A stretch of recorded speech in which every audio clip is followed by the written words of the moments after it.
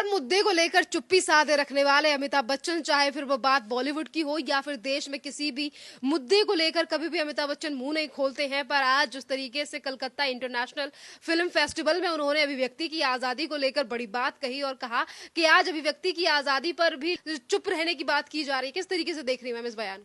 श्रेयन, देखिए, ऐसा है कि जो हमने Kolkata film festival, Kolkata international film festival के मंच पर जिनको बोलते हुए सुना, वो भारतवर्ष के अभिनेता को नहीं सुना हमने, अमिताभ बच्चन अभिनेता को नहीं सुना, बल्कि राजनेता, नेता, कांग्रेस पार्टी के पूर्व नेता को सुना। और एक ऐसे नेता को सुना जो एक टूल किट वाला भाषण दे रहे थे। और ये बोलने में मुझे कोई परेशानी नहीं है, क्योंकि जिस तरीके की शब्दावली का वहां पर इस्तेमाल किया गया अमिताभ बच्चन जी से के द्वारा, उसमें उसको समझने की जरूरत है। वो कहते हैं कि इस देश के अंदर अब सिविल लिबर्टीज और फ्रीडम ऑफ एक्सप्रेशन पर सवाल उठाए जा रहे, खत्म हो गया है।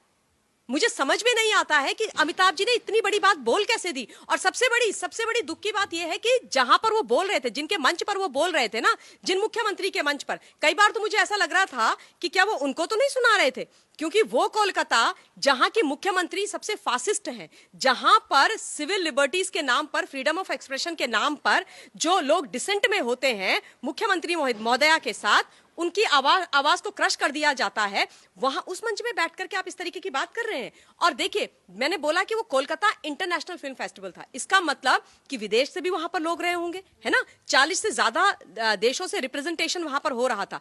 वहां पर बैठ करके आप अपने देश के बारे में इस प्रकार की बात कर रहे हैं। और मैं पूछना चाहती हूं माननीय सम्माननीय अमिताभ बच्चन जी से कि कहां पर लग रहा है आपको सिविल लिबर्टीज डिनाई हो रही हैं, कहां फ्रीडम ऑफ एक्सप्रेशन खत्म हो रहा है इस देश के अंदर। मतलब पिक्चर के नाम पर आप कुछ भी बोल रहे हो, कुछ भी बन रहा है, तो यहां पर आप कह रहे हो, आज के समय पे आप कह रहे हो कि आपके पास फ्रीडम ऑफ एक्सप्रेशन नहीं है। और दूसरी जरूरी बात मैं बता देना चाहती हूं कि वो मंच मेरे लिए, अगर आप मुझसे इंडिविजुअली पूछेंगे तो फिल्म फेस्टिवल्स का मंच कम और एक राजनीतिक मंच ज्यादा था, जहां पर मुझे एक 6 बार सांसद समाजवादी पार्टी की नेत्री दिखाई दी, जहां पर मुझे खामोश वाले शत्रुघ्न सिन्हा, जिन्होंने अभी अभी पलटी मारी है और टीएमसी में आ गए हैं, वो जो एमपी बने वो थे, टीएमसी वाले तो थे ही, और अमिताभ बच्चन जी थे जो कांग्रेस के पुराने नेता रहे हैं। अब मैं आपको 2-3 चीजें जरूरी बताना चाहती हूँ। टूल किट मैंने क्यों बोला? टूल किट इसलिए बोला मैंने क्योंकि अमिताभ बच्चन जी कोलकाता में भाषण देते हैं, उसके 1-2 दिन के बाद सीधे सीधे राहुल गांधी आते हैं, भारतवर्ष की सेनाओं के शौर्य और पराक्रम पर उंगली उठाते हैं, उनकी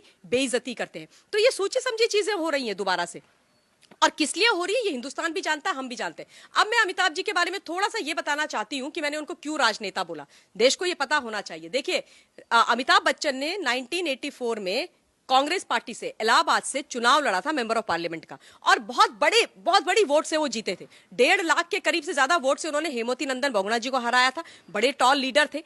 श्रीमती इंदिरा गांधी जी के जाने के बाद राजीव गांधी जी ने मनाया अमिताभ को, और अमिताभ बच्चन आ गए राजनीति में। और उसके बाद क्या हुआ आप सुनिए। ये वो लोग हैं जो फ्रीडम ऑफ एक्सप्रेशन की बात करते हैं, जो बड़ी बड़ी ईमानदारी की बात करते हैं, जो सच्चाई की बात करते हैं।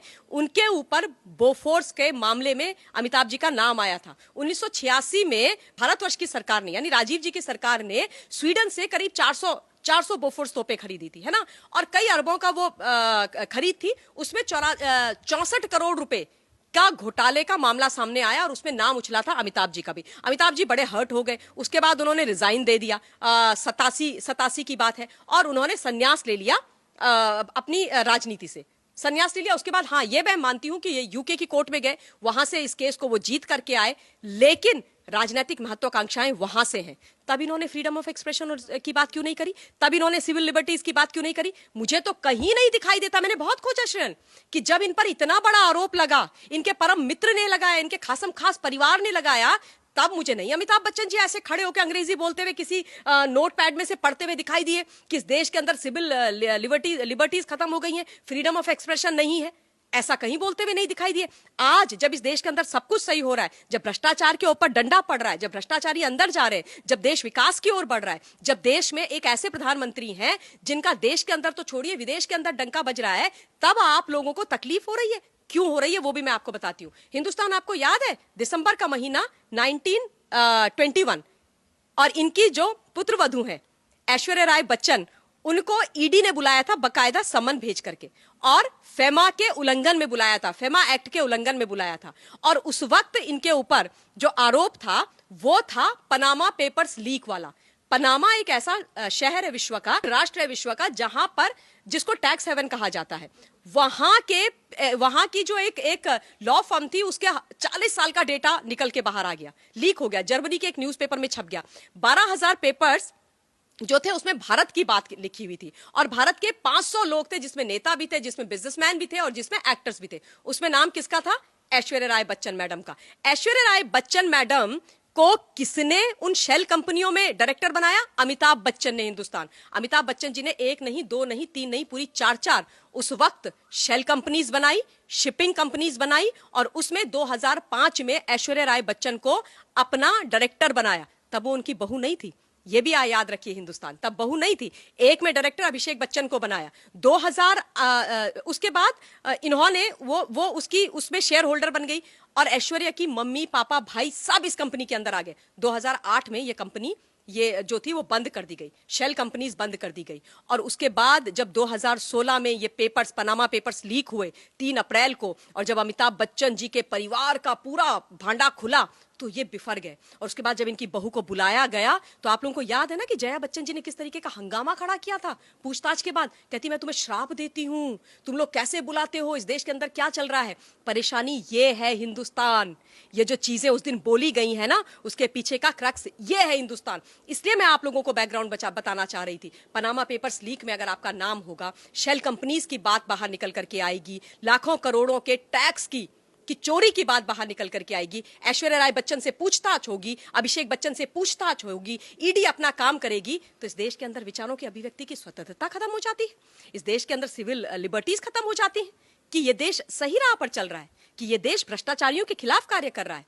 ये तो हम सबको तय करना पड़ेगा। जो अमिताभ बच्चन जी को बहुत बड़ा एक्टर मानते हैं, वो बहुत बड़े एक्टर, आपने, मैंने, हम सब ने उनके पिक्चर्स देखी हैं, तालियां बजाई हैं उनके लिए, उनको सुपरस्टार बनाया है, पर उसका मतलब ये नहीं है कि आप एक टूल किट वाला भाषण दे करके इस देश को इंटरनेशनल फिल्म फेस्टिवल के में बाकी देशों के सामने बदनाम करें।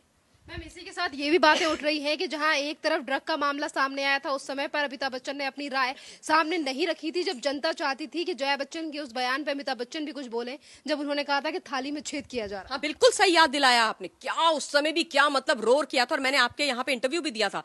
थाली में छेद है, थाली में छेद है, एंटरटेनमेंट इंडस्ट्री वालों से कैसे प्रश्न कर दिया, हम तो बड़े टैक्स पेयर हैं इस देश के।